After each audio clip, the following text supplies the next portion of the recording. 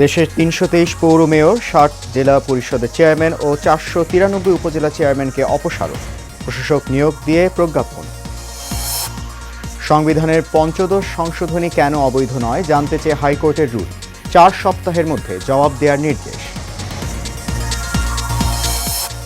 বিএনপির মহাসচিব মির্জা ফখরুলের সাথে ঢাকায় নিযুক্ত ইইউর ভারপ্রাপ্ত রাষ্ট্রদূতের বৈঠক, অর্থনীতি বাণিজ্য সহ নানা বিষয়ে আলোচনা।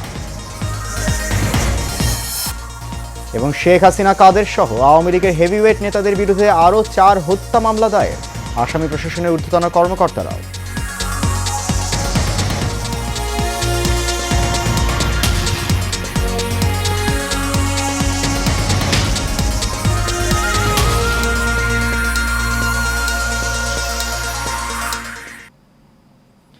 সবাইকে স্বাগত জানাচ্ছি এশিয়ান নিউজে। আপনাদের সাথে আছি আমি সৈয়দ মাহিউজ্জামান মুখর।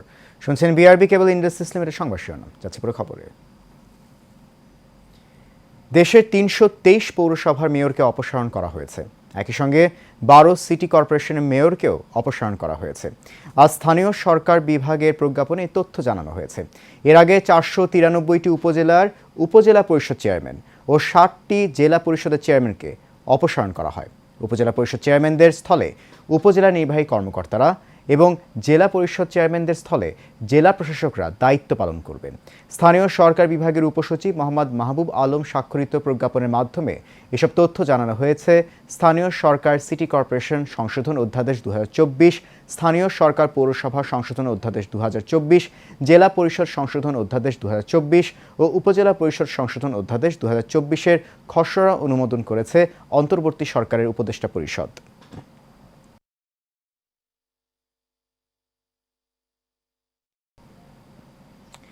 সংবিধানের পঞ্চদশ সংশোধনী কেন অবৈধ নয় তা জানতে চেয়ে রুল জারি করেছেন আদালত। আজ এক রিট আবেদনের শুনানি নিয়ে বিচারপতি নাইমা হায়দার ও বিচারপতি কাজী জিনাত হকের দ্বৈত হাইকোর্ট বেঞ্চ এই আদেশ দেন। আদেশে আগামী ৪ সপ্তাহের মধ্যে বিবাদীদের রুলের জবাব দিতে বলা হয়েছে। সংবিধানের পঞ্চদশ সংশোধনীর মাধ্যমে বাতিল হয় তত্ত্বাবধায়ক সরকার ব্যবস্থা। ওই সংশোধনীর মাধ্যমে সংসদের মেয়াদ শেষ হওয়ার আগের ৯০ দিনের মধ্যে এবং সংসদ বহাল রেখে দলীয় সরকারের অধীনে জাতীয় নির্বাচন অনুষ্ঠানের বিধান করা হয়।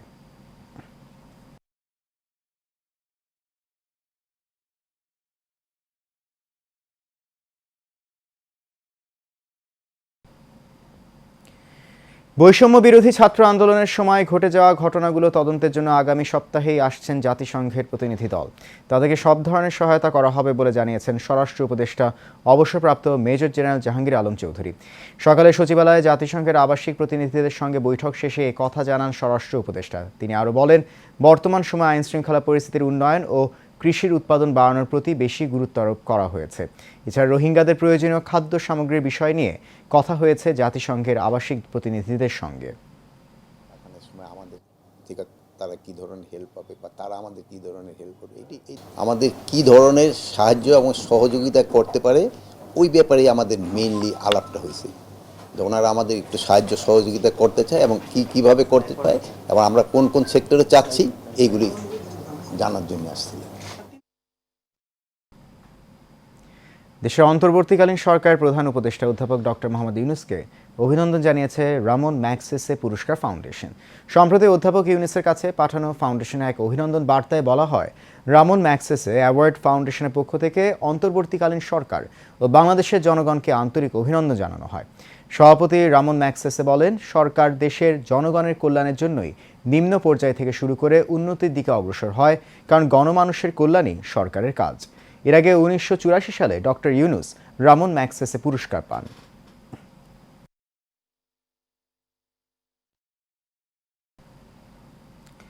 জয়পুরহাটের শেখ হাসিনা, ওবায়দুল কাদের সহ ১২৮ জনের বিরুদ্ধে হত্যা মামলা করা হয়েছে। শিক্ষার্থী নজিবুল সরকার বিশাল নিহতের ঘটনায় তার বাবা বাদী হয়ে এই মামলা করেন। অন্যদিকে নারায়ণগঞ্জে শেখ হাসিনা ও শামীম ওসমানের বিরুদ্ধে আরও একটি হত্যা মামলা দায়ের করা হয়েছে। ছাত্র আন্দোলনে মিলন নামে এক মাছ ব্যবসায়ী নিহতের ঘটনায় এই মামলায় আরও আসামি করা হয়েছে আওয়ামী লীগের সাধারণ সম্পাদক ওবায়দুল কাদের, সাবেক স্বরাষ্ট্রমন্ত্রী আসাদুজ্জামান খান কামাল সহ ৬২ জনকে। এছাড়া রাজধানী মিরপুরে লিটন হাসান লালু ওরফে হাসান নামে এক ব্যক্তিকে গুলি করে হত্যার অভিযোগে সাবেক প্রধানমন্ত্রী শেখ হাসিনা সহ ১৪৮ জনের বিরুদ্ধে মামলা দায়ের করা হয়েছে। এছাড়া চট্টগ্রামের শিক্ষার্থী ওয়াসিম নিহতের ঘটনায় শেখ হাসিনা সহ ১০৮ জনের নাম উল্লেখ করে মামলা দায়ের করা হয়েছে। 5 আগস্ট শেখ হাসিনার পতনের পর এই নিয়ে তার বিরুদ্ধে 17টি মামলা হলো, যার মধ্যে 16টি হত্যা মামলা। বৈষম্য বিরোধী আন্দোলনে টাঙ্গাইলে পুলিশের গুলিতে স্কুল ছাত্র মারুফ মিয়ার নিহতের ঘটনায় সাবেক মন্ত্রী ডক্টর আব্দুল রাজ্জাক, প্রতিমন্ত্রী আহসানুল ইসলাম টিটু ও 6 জন সংসদ সদস্য সহ 56 জনকে আসামি করে হত্যা মামলা দায়ের করা হয়েছে। টাঙ্গাইল সদর থানায় নিহত মারুফের মা মোর্শেদা আক্তার বাদী হয়ে এই মামলা দায়ের করেন। এই মামলায় আরও 200 জনকে অজ্ঞাত আসামি করা হয়েছে। মামলার আসামি সংসদ সদস্যরা হলেন তানভীর হাসান ছোট মনির, সানোয়ার হোসেন, খান আহমেদ শুভ, অনুপম শাহজাহান জয়। বৈষম্য বিরোধী আন্দোলনে গত 5 আগস্ট বিকেলে সদর থানার কাছে পৌঁছলে পুলিশের গুলিতে নিহত হয় মারুফ।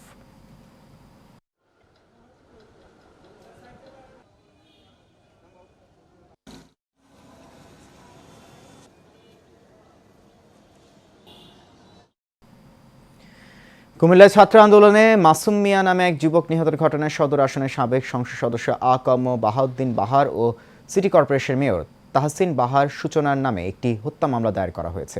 গেল রাতে সদর দক্ষিণ থানায় মামলা করা হয় বলে নিশ্চিত করেছেন সদর দক্ষিণ থানার ভারপ্রাপ্ত কর্মকর্তা মোহাম্মদ আলমগীর ভূঁইয়া। এছাড়াও এই মামলায় 62 জনের নাম উল্লেখ করে অন্তত 400 জনকে আসামি করা হয়েছে। কুমিল্লার দিশাবন্দ এলাকার মৃত তাজুল ইসলামের ছেলে আব্দুল হান্নান বাদী হয়ে এই মামলা দায়ের করেন।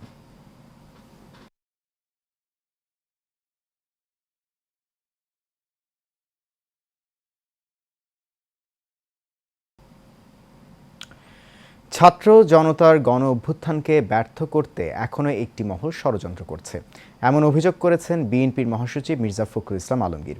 জাতীয়তাবাদী স্বেচ্ছাসেবক দলের 44তম প্রতিষ্ঠা বার্ষিকী উপলক্ষে দলটির প্রতিষ্ঠাতা জিয়াউর রহমানের সমাধিতে শ্রদ্ধা নিবেদন শেষে তিনি এসব কথা বলেন। এর আগে ঢাকায় নিযুক্ত ইইউর ভারপ্রাপ্ত রাষ্ট্রদূত বার্নডের সঙ্গে বৈঠক করেছেন বিএনপি মহাসচিব মির্জা ফখরুল ইসলাম আলমগীর। এ সময় চলমান বিভিন্ন ইস্যুতে আলোচনা করেন তারা। বিস্তারিত দেখুন মণ্ডল এনামের রিপোর্টে। জাতীয়তাবাদী স্বেচ্ছাসেবক দলের 44তম প্রতিষ্ঠাবার্ষিকী উপলক্ষে দলের নেতাকর্মীদের নিয়ে জিয়া উদ্যানে বিএনপির প্রতিষ্ঠাতা শহীদ জিয়াউর রহমানের সমাধিতে শ্রদ্ধা নিবেদন করেন স্বেচ্ছাসেবক দলের নেতাকর্মীরা।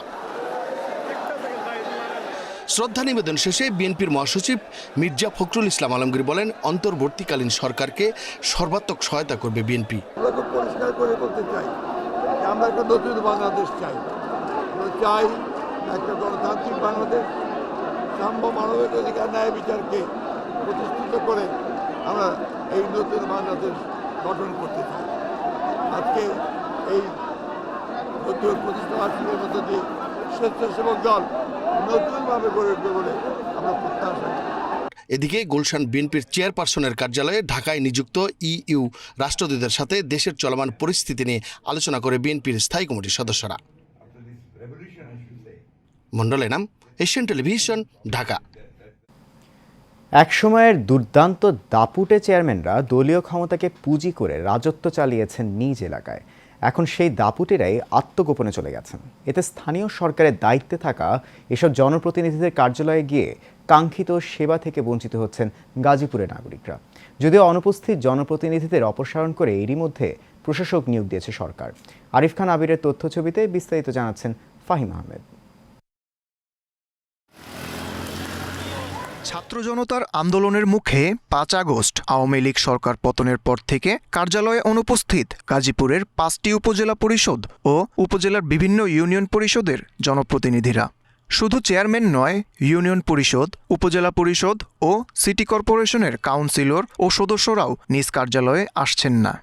5 তারিখের পর থেকে ফোন দিচ্ছি, সে বলছে আসবে, কিন্তু আজকেও আসার কথা ছিল, রবিবার দিন আসবে বলছে, কিন্তু সে আসেনি।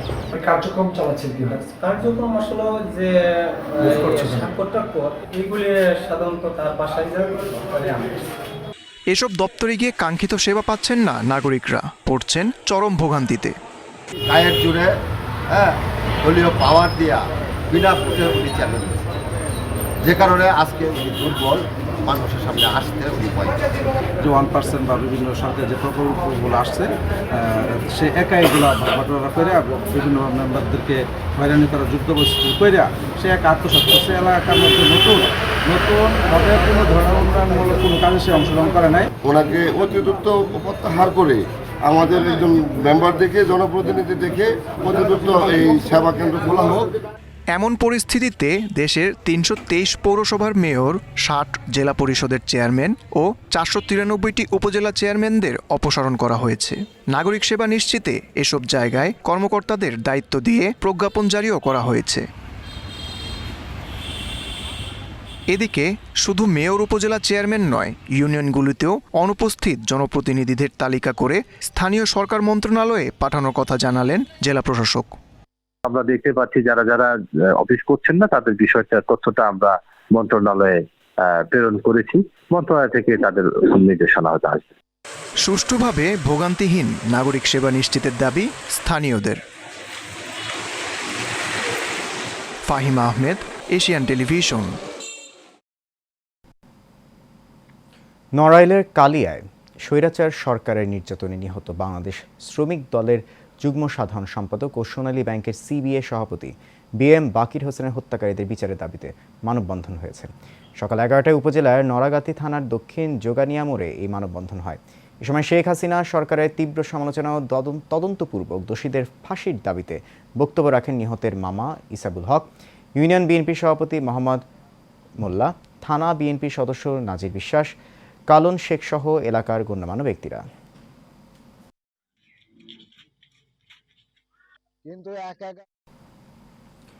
ব্রাহ্মণবাড়িয়ার নবীনগরে পাওনা টাকা নিয়ে বিরোধের জেরে সুশান্ত সরকার নামের এক যুবককে হত্যার অভিযোগ উঠেছে।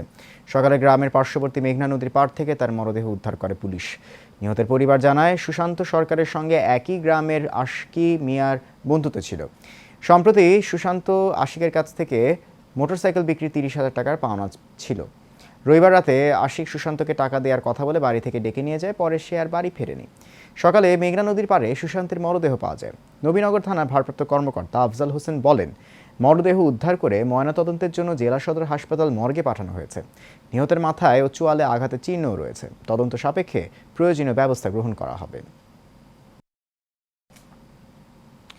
দেশের সীমান্তবর্তী এলাকার থানাগুলির কার্যক্রম যেন পুরোপুরি স্বাভাবিক হয় ও সঠিকভাবে তাদের কাজ করতে পারে, সেজন্য সার্বিকভাবে বিজিবি সহায়তা দিয়ে আসছে বলে মন্তব্য করেছেন বিজিবির উত্তর পশ্চিম রিজন রংপুরের commander brigadier general Khandakar Shafiquzzaman.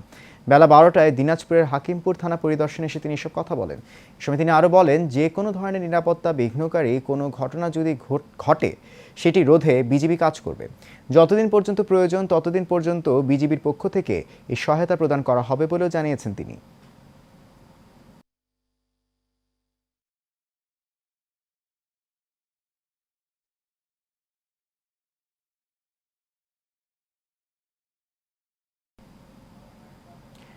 গাজীপুরের কালিয়াকৈর উপজেলার আটাবহ ইউনিয়নের জালশুকা বাজার থেকে দরবারিয়া সরকারের সড়কের বেহাল অবস্থার কারণে চলাচলে ভোগান্তি পোহাতে হচ্ছে স্থানীয়দের। একটু বৃষ্টি হলেই ভোগান্তি বাড়ে কয়েকগুণ।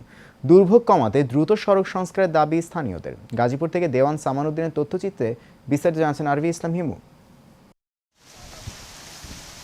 গাজীপুরের কালিয়াকৈর উপজেলায় আটাবহ ইউনিয়নের জালশুকা বাজার থেকে দরবারিয়া সড়কের বেহাল অবস্থার কারণে চলাচলে চরম ভোগান্তি পোহাতে হচ্ছে স্থানীয়দের। ছাত্রছাত্রী ও শিল্প কারখানার শ্রমিক সহ 3 উপজেলার হাজারো মানুষের চলাচল এই সড়ক দিয়ে। ফলে একটু বৃষ্টি হলেই নাজেহাল অবস্থায় পড়তে হয় পথচারীদের। এই রাস্তাটা অনেক দিন ধরে ভাঙ্গাচুরা পড়া হয়েছে, রাস্তার কোনো কাজ চলতেছে না, আমরা খুব কষ্টের মধ্যে আছি। এই রাস্তায় চলাচল করতে গেলে দেখা যাবে আমাদের স্পেন্ডেল ভাঙে যায়, পিছনে বিয়ারিং ভাঙে যায়, দিন শেষে দেখা যায় ডিস্কা ভালো করতেই টাকা শেষ হয়ে যায়। রাস্তাটা খুব খারাপ, আমরা একটা রুগী নিতে পারি না, মাল সামান নিতে পারি না, লোকজন যাইতে পারে না। দেওয়া বৃষ্টি হলে খুবই অসুবিধা আছি আমরা ওই বাজারে যাইতে পারি না, যেহেতু রাস্তাতে চলাচল মানে একদম নাজুক হয়ে গেছে। ওখান থেকে কিছুই যাওয়া যায় না, না গাড়ি না মানুষ। কাজে আমাকে অনুরোধ, আমরা রাস্তাটা আপনার কাছে দাবি করছি। এমন বাস্তবতায় দ্রুত সড়ক সংস্কারের কথা জানান স্থানীয় জনপ্রতিনিধি। এই বর্ষার পরবর্তী মৌসুমে আমরা রাস্তাটি কাজ শুরু করতে পারবো ইনশাল্লাহ। সেই সাথে আপাতত চলাচলের জন্য জনসাধারণের দুর্ভোগ লাঘবের জন্য আমি ইতিমধ্যেই আমার নিজস্ব তহবিল থেকে আমি চলাচলের জন্য রাস্তাটি সংস্কারের জন্য রাবিশ দিয়ে আপাতত চলাচলের জন্য উপযোগী করার চেষ্টা করতেছি। চলাচলে স্থানীয়দের ভোগান্তি কমাতে দ্রুত সড়ক সংস্কারের দাবি চালক ও পথচারীদের। আরভি ইসলাম হিমু, এশিয়ান টেলিভিশন। সাবেক ডিবি প্রধান হারুন ও বর্তমানে ডিএমপির যুগ্ম কমিশনার বিপ্লব কুমারের নামে শেরেবাংলা নগর থানায় হত্যা মামলা করেছেন বিএনপি চেয়ারপারসনের উপদেষ্টা জয়নুল আবেদিন ফারুক। দুপুরে তিনি এই মামলা করেন। 2011 সালে বিএনপির ডাকা হরতাল কর্মসূচি চলাকালে সংসদ ভবনের কাছে পুলিশের লাঠিপেটায় আহত হন ফারুক। এ ঘটনায় দায়ের করা মামলায় পুলিশের 25 সদস্যকে আসামি করা হয়েছে। তাদের মধ্যে রয়েছেন ঢাকা মহানগর পুলিশের তৎকালীন অতিরিক্ত উপকমিশনার হারুনুর রশিদ এবং সহকারী কমিশনার বিপ্লব কুমার সরকারও।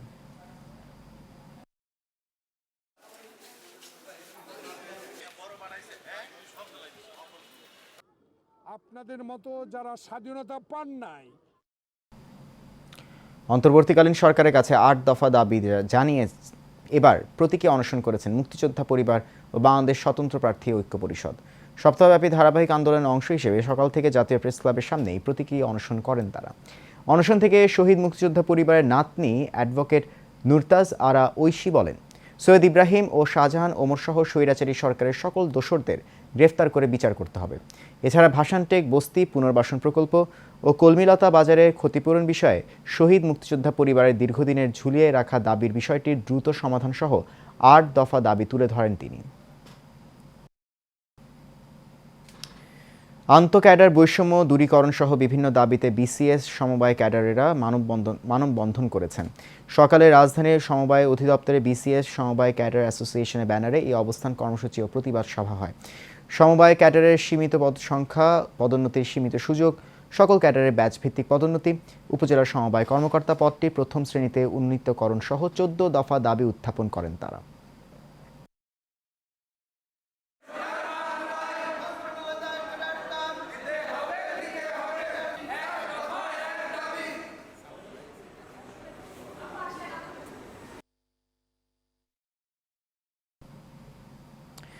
চট্টগ্রাম সংবাদ। আহলে সুন্নাত ওয়াল জামাতের উদ্যোগে শান্তি ও সম্প্রীতি সমাবেশ চট্টগ্রামের হাটহাজারী বাসস্ট্যান্ড চত্বরে অনুষ্ঠিত হয়েছে। শাইখুল হাদিস আল্লামা হাফিজ সুলাইমান আনসারী সভাপতিত্বে উক্ত সমাবেশের প্রধান বক্তা ছিলেন অধ্যক্ষ আল্লামা আবুল ফারাহ মোহাম্মদ ফরিদউদ্দিন। স্বাগত বক্তব্য রাখেন উপজেলার প্রধান সমন্বয়ক অ্যাডভোকেট সৈয়দ আক্তার আহমেদ সিদ্দিকী। শুভেচ্ছা বক্তব্য রাখেন মাওলানা সৈয়দ রফিকুল ইসলাম। সমাবেশে 11 দফা দাবি তুলে ধরেন শান্তি ও সম্প্রীতি সমাবেশের সমন্বয়ক শাহজাদা অ্যাডভোকেট সৈয়দ মুখতার আহমেদ সিদ্দিকী।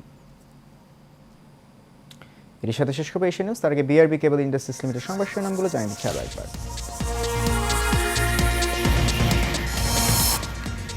দেশের 323 পৌর মেয়র, 60 জেলা পরিষদের চেয়ারম্যান ও 493 উপজেলা চেয়ারম্যানকে অপসারণ, প্রশাসক নিয়োগ দিয়ে প্রজ্ঞাপন। সংবিধানের 15 সংশোধনী কেন অবৈধ নয় জানতে চেয়ে হাইকোর্টের রুল, 4 সপ্তাহের মধ্যে জবাব দেওয়ার নির্দেশ। বিএনপির মহাসচিব মির্জা ফখরুলের সাথে ঢাকায় নিযুক্ত ইইউর ভারপ্রাপ্ত রাষ্ট্রদূতের বৈঠক, অর্থনীতি বাণিজ্য সহ নানা বিষয়ে আলোচনা। এবং শেখ হাসিনা, কাদের সহ আওয়ামী লীগের হেভিওয়েট নেতাদের বিরুদ্ধে আরও 4 হত্যা মামলা দায়ের, আসামি প্রশাসনের ঊর্ধ্বতন কর্মকর্তারাও।